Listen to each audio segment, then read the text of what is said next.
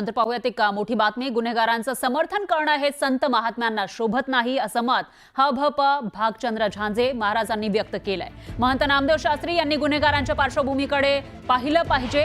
झांजे महाराज यांनी अशा शब्दांमध्ये तीव्र नाराजी व्यक्त केली आहे. जर संत महंत गुंडांचे समर्थन करत असतील तर ग्रामस्थांचा, वारकऱ्यांचा आणि संप्रदायाचा विश्वास उडेल, असंही झांजे महाराज यांनी म्हटलेलं आहे. तर नामदेव शास्त्री यांनी पाठराखण केलेली होती धनंजय मुंडे यांची, आणि त्याच्यानंतर आता झांजे महाराज यांची ही प्रतिक्रिया समोर आली.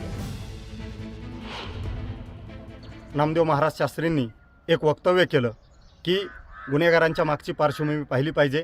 हे संत महात्म्यांच्या तोंडून बोलणं, ह्यावेळी बोलणं योग्य नव्हतं.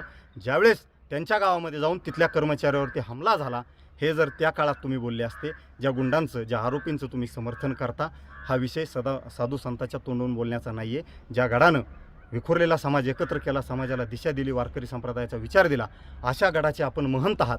आणि एका महंताच्या तोंडून असं गुंडांचं समर्थन करणारं एखाद्या राजकीय पुढाऱ्याचं पाठराखण करणं हे चांगलं नाही. जर वारकरी संप्रदायातील व्यक्ती, महान व्यक्ती जर असं त्या ठिकाणी वक्तव्य करायला लागले तर नक्कीच या ग्रामस्थांचा, वारकऱ्यांचा संत महात्मावरील विश्वास उठल्याशिवाय राहणार नाही.